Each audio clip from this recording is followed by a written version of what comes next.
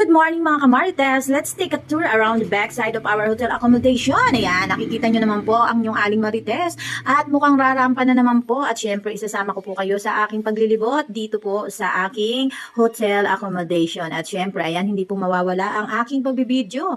At nakikita nyo po kung gaano kaganda at kasyala ng aking ipinakikita. O diba? Ayan lang po ay nasa gilid ng aming hotel accommodation. Tingnan nyo po kung gaano kasyala. Talaga pong napaka-peaceful and relaxing talaga ang lugar na ito. Di ba sangka pa? Kaya naman po ang yung aling marites ay walang humpay sa kakabidyo at para isama ko kayo sa lahat ng aking pinupuntahan dito sa Island Paradise. O di po ba? Ayan. Tingin-tingin pa po tayo kapag may time. O di po ba? Clean and green view. Ayan. In short, nakikita nyo naman po kung gaano kaganda, kaaliwalas. This is the other side of our room. Yes, ito po ay ang kabilang room na aming tinutuluyan. Ayan. Actually, dun po ang room namin sa meron pong sightseeing ng beach. Ayan. Pero eto po, dahil nga po, gusto pong maglakad-lakad ng yung aling marites at gusto makita ang buong kapaligiran dito sa Island Paradise. Kaya naman po, ayan, nakita nyo po ang aking ginawa. At syempre, after nyan, ayan, coconut if you want fresh juice. Ayan, napakakuyot po ng coconut. Imagine, wag nyo na pong tanungin kung magkano yan pag ating ininom. O di po ba?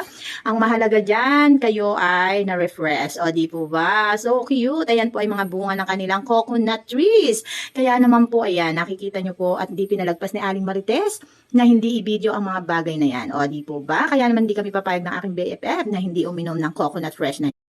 At syempre, nakita niyo pa rin po si Aling Marites at nakakulay pink pa, dalagang-dalaga at balak na naman po namin sumayaw at mag-swimming dyan ang aking BFF.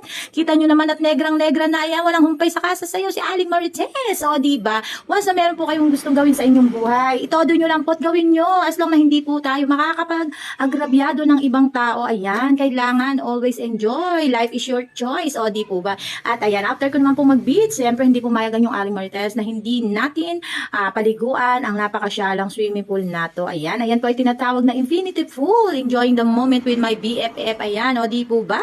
Napakaganda talaga. Para pong walang katapusan ng saya kapag nandito ka talaga sa isla ng Paraiso. Ayan mga kamarites. Kaya naman po ang aming buong holidays ng aking BFF ay itinodo na para naman po sumaya at kahit natutulog ka ay nakangiti ka, charis. Ayan naman po ay ang sailing boat. Ayan, na kung saan every afternoon, ayan, ay naglalabasan sila. Hindi ko po alam kung ano ang pinaglalaban nila at apura sila sa paglabas kung kailan papalubog na ang araw. O di po ba? Kaya sa aking mga kamarites, ayan, palagi po nating iisipin kahit hindi man po tayo na makarating sa ganitong mga lugar. Basta ang mahalaga po ay tayo ay nagiging masaya sa bawat ginagawa natin sa araw-araw ng ating mga buhay. Ito po ay bonus na lang po sa atin kung tayo po ay makapag-holiday sa ganitong mga klaseng lugar. At unforgettable po talaga sa amin ng BFF ko ang pagsasama namin ng matagal dito sa Island Paradise. At in-enjoy po talaga ng inyong Aling Marites ang buong September na ito para lang po sa kaarawan na kasama ko ang BFF kong maganda. O di po ba? Kaya sa aking mga kamarites, thank you so much po for all the support to me. At sana po wag kayong magsasawang panoorin ang aking mga